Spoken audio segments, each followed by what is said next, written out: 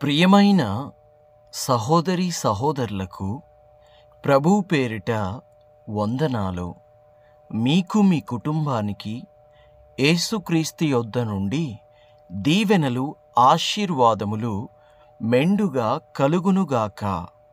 ఈరోజు యేసుక్రీస్తు యొద్ద నుండి మీకు బంగారు మాట, దేవుని వాగ్దానము. సామెతల గ్రంథము 4వ అధ్యాయము 23వ వచనము. నీ హృదయములో నుండి జీవధారలు బయలుదేరును. కాబట్టి అన్నిటికంటే ముఖ్యముగా నీ హృదయమును భద్రముగా కాపాడుకొనుము.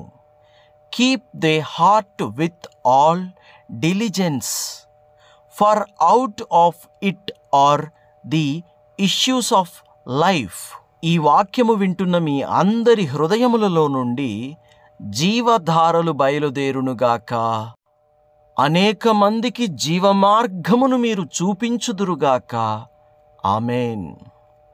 దేవుని పిల్లలారా, ప్రియమైన నా సహోదరి సహోదరులారా, దేవుడు ఎంత చక్కని మాట మనకి ఈరోజు చెప్తున్నాడో చూడండి. అసలైనది, శ్రేష్టమైనది, నిజమైనది, జాగ్రత్త చేసుకోవాల్సినది ఏమిటంటే హృదయమే. ఎందుకంటే హృదయము నిండిన దానిని బట్టి నోరు వ్యక్తపరుస్తుంది. మన హృదయంలో ఏముంటుందో అదే నోరు వ్యక్తపరుస్తుంది. కాబట్టి మన హృదయాన్ని మనం భద్రంగా కాపాడుకోవాలని దేవుడి వాక్యం చెప్తోంది. నోరు మాట్లాడినప్పుడు నోటి గురించి ఇంకొకటి కూడా ఉంది, జీవ మరణములు నాలుక వశము అని. జీవించడమైనా మరణించడమైనా మన మాటలోనే ఉంది. ఆ మాటకు సహకరించేది నాలుక. ఈ మాట అయినా కదిలే నాలుకను కదిలించేదైనా ఎక్కడి నుంచి వస్తుందంటే హృదయంలో నుంచి వస్తుంది. దేంతో నింపబడిందో ఆ మాటలే బయటికి వస్తాయి. కాబట్టి మన హృదయంలో దేవుని వాక్యాన్ని నింపుకోవాలి, కాపాడుకోవాలి. భద్రంగా అన్నప్పుడు దేవుని వాక్యాన్ని మనం నింపుకోవాలి. ప్రభువైన యేసుక్రీస్తు ఏమన్నాడు? నేనే మార్గము, నేనే సత్యము, నేనే జీవము అన్నాడు. ఇక్కడ హృదయంలో నుంచి ఏ దారులు బయలుదేరతాయట? జీవధారలు బయలుదేరతాయట. దేవుడెవరట? జీవమట. అంటే నీ హృదయంలో యేసుక్రీస్తు ఉంటే నీ హృదయములో నుండి జీవధారలు బయలుదేరతాయి. నీ నోటిలో నుండి, నీ నాలుకలో నుండి జీవపు మాటలు బయటికి వస్తాయి.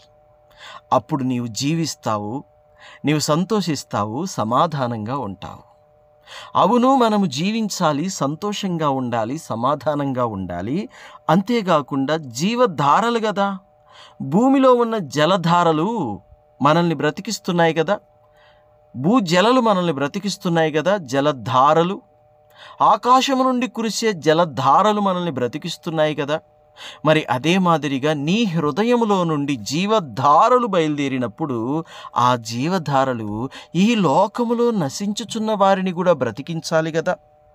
రక్షణ లేని వారికి రక్షణ కలుగునట్లు, మారు మనసు లేని వారికి మారు మనసు కలుగునట్లు, సత్యాన్ని ఎరగని వారు సత్యాన్ని ఎరుగునట్లుగా నీ ధారలు, జీవధారలు ఉపయోగపడతాయి. కాబట్టి నీ హృదయములో వాక్యమును నింపుకో. వాక్యముతో నింపబడి, వాక్యముతో నడిపింపబడితే జీవధారలు బయలుదేరతాయి. ఆ జీవధారలు, ఆ జీవపు మాటలు నశించుచున్న వారిని రక్షణలోనికి తీసుకొస్తాయి. నీవు రక్షించబడతావు, నీ కుటుంబం రక్షించబడుతుంది, నీవు క్షేమముగుంటావు, నీ ఆత్మ, ఆత్మీయత, భక్తి, పరిశుద్ధత అన్నీ క్షేమంగా ఉంటాయి. అనేక మందిని కూడా నీవు రక్షణలోనికి నడిపించే వ్యక్తిగా ఉంటావు. ఎప్పుడు? హృదయాన్ని కాపాడుకున్నప్పుడు. కాపాడుకోవడం అంటే ఎలా? ఏ దొంగ వస్తాడు మన హృదయాన్ని ఎత్తుకెళ్ళడానికి? ఏ దోచుకునేవాడు వస్తాడు మన హృదయాన్ని ఎత్తుకెళ్ళడానికి? అంటే సాధారణంగా మనం బయటికి వెళ్ళినప్పుడు సెల్ ఫోన్లు పోగొట్టుకుంటుంటాం, వస్తువులు పోగొట్టుకుంటుంటాం. గాజులని, కమ్మలని, పట్టీలని, జెంట్స్ అయితే పర్సులని, ఉంగరాలని, కొన్ని బ్యాగులని, లగేజీలని, బైకులని, కార్లని, ఈ వస్తువులన్నీ పోగొట్టుకుంటూ ఉంటాం. సహజం. కొన్నిసార్లు అనుకోకుండా పొరపాటున పోతూ ఉంటాయి. ఎందుకంటే ఎత్తుకెళ్ళడానికి ఎవడో ఒకడు ఉంటాడు, లేదా మిస్ చేసుకోవడం మన చేతిలోనే ఉంటుంది. కొన్నిసార్లు మిస్ చేసుకుంటాం. అయితే హృదయాన్ని ఎత్తుకెళ్ళడానికి ఏ దొంగ వస్తాడు? ఎవడు రాడే. ఏ దోచుకునేవాడు వస్తాడు? ఎవడు రాడు. దాన్ని ఎత్తుకెళ్ళి ఎవరు ఏం చేయలేరు. అయితే ఈ మనుషులెవ్వరూ రారు. ఈ మనుషులెవ్వరికీ హృదయముతో అవసరం లేదు. కానీ సైతాను, అపవాది అనేవాడు ఒకడున్నాడు. వాడు మొదటి నుండి కూడా దొంగ, మొదటి నుండి కూడా అబద్ధికుడు. వాడు ఎత్తుకెళ్ళే అవకాశం ఉంది మన హృదయాన్ని. వాడి మాటలను నింపి, అవిశ్వాసపు మాటలను నింపి, అసత్యపు మాటలను నింపి, అహంకారముతో నింపి, గర్వముతో నింపి, మూర్ఖత్వముతో నింపి, సోమరితనముతో నింపి, ప్రతి చెడ్డ ఆలోచనతో నింపి, అపరిశుద్ధమైన మాటలతో నింపి, పరిశుద్ధతను తీసివేసి పాపపు మాటలు, పాపపు ఆలోచనలు, పాపపు తలంపులు కలిగించి ఈ హృదయాన్ని వాడు బహుగా పాడు చేస్తాడు. వాడు మొదటి నుంచి కూడా దొంగ, వాడు అబద్ధికుడు. వాడు చెప్పేవన్నీ అబద్ధాలే, వాడు చేసేవన్నీ కూడా దొంగ పనులే. ఎందుకని? వాడు సాతాను, వాడు అపవాది. నువ్వు సంతోషంగా ఉంటే వాడు ఓర్వలేడు, నువ్వు సమాధానంగా ఉంటే వాడు చూడలేడు. ఖచ్చితంగా వాడు నీ సంతోషాన్ని, సమాధానాన్ని పోగొట్టాలని, దోచుకోవాలని చూస్తాడు. వాడి వద్ద నుండి మనం కాపాడుకోవాలి. అయితే వాడు ఎక్కడెక్కడ ఉంటాడు? వాడు సినిమా హాళ్ళల్లో ఎక్కువగా తిరుగుతుంటాడు. వాడు పేకాట ఆడే దగ్గర బాగా తిరుగుతుంటాడు. వాడు బారు షాపు చుట్టూ ఉంటాడు. ఆ కళ్ళు కాంపౌండ్ల దగ్గర ఎక్కువ కాచుకొని ఉంటాడు. ఇంకా వాడు వీధులలో మూలలలో కాచుకొని ఉంటాడు వాడు సైతానుగాడు. ఇంకా వాడు క్రైస్తవుల ఇళ్ళ చుట్టూ కూడా తిరుగుతూ ఉంటాడు, క్రైస్తవుల చుట్టూ కూడా తిరుగుతూ ఉంటాడు. ఎందుకు? వాడికి కావలసినది, వాడు దొంగతనం చేయాలనుకునేది, వాడు దోచుకోవాలనుకునేది ఎక్కడుంది? ఇక్కడే ఉంది. క్రైస్తవులు ఎక్కడున్నారు అక్కడుంది. ఆ ఇంట్లో నుండి సమాధానం, ఆ ఇంట్లో ఉండే సంతోషం, ఆ ఇంట్లో ఉండే సమృద్ధి, ఆ ఇంట్లో ఉండే సకల ఆశీర్వాదాలు దోచుకోవడానికి వాడు అహర్నిశలు ప్రయత్నిస్తూ ఉంటాడు. వాడి గురించి ఇంకొక మాట కూడా రాయబడి ఉంది. వాడు ఎట్లా ఉంటాడంటే గర్జించే సింహంలాగా ఉంటాడు. వాడు గర్జించే సింహంలాగా ఉంటాడు. వాడు గర్జించే సింహంలాగా ఉంటాడే కానీ వాడు గర్జించే సింహం కాదు. అసలైన గర్జించే సింహము యూదా గోత్రపు సింహము. ఆ సింహము గాని గర్జించింది అనుకో, దేవునికి మహిమ కలుగునుగాక. అపవాది సంబంధులు అణిగిపోతారు, లయమైపోతారు, బెదిరిపోతారు, కాలిపోతారు. ఆ యూదా గోత్రపు సింహం అలాంటిదన్నమాట. దేవునికి స్తోత్రం.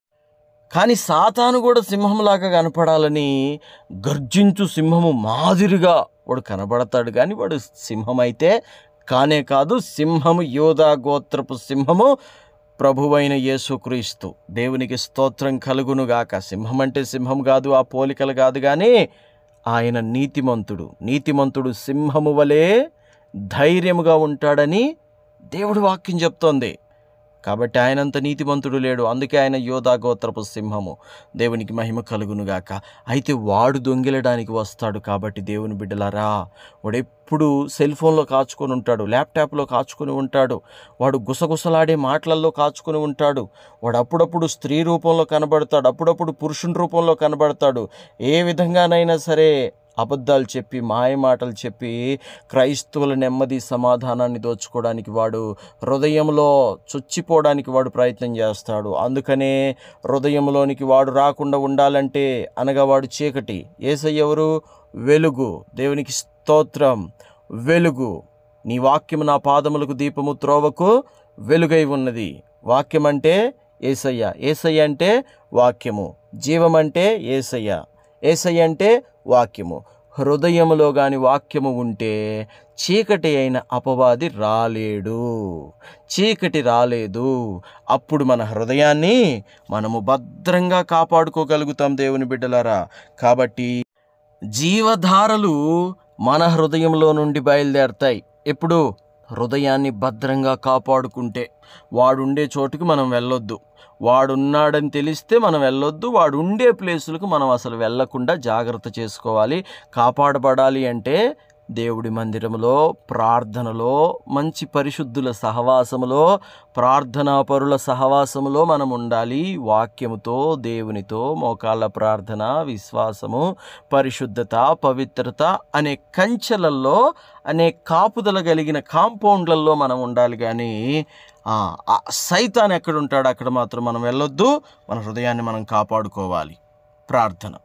తండ్రి, మీకు వందనాలు. దేవా, మీకు స్తుతులు, స్తోత్రాలు. అయ్యా, ఈ వాక్య విన్న ప్రతి బిడ్డ హృదయంలో మీరుండండి తండ్రి. ఎందుకంటే మీరుంటేనే మా హృదయంలో నుండి జీవధారలు బయటకు వస్తాయి ప్రభువా. నీవుంటేనే మా హృదయంలో నుండి జీవధారలు బయటకు వచ్చి అనేక మందికి జీవమును, జీవాధిపతిని పరిచయము చేస్తాయి నాయన ప్రభువా. సువార్త ప్రకటించగలుగుతాము తండ్రి. రక్షణ మార్గము చూపించగలుగుతాము. నీతిమంతుడు అనేక మందిని బ్రతికిస్తారు. నిన్ను నమ్మినవాడు నీతిమంతుడు, నిన్ను హృదయంలో దాచిపెట్టుకున్నవాడు నీతిమంతుడు ప్రభువా.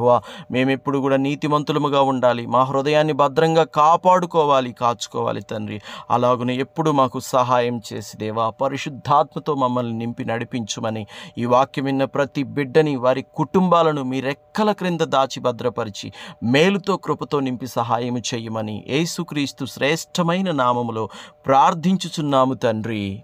Amen, amen, amen.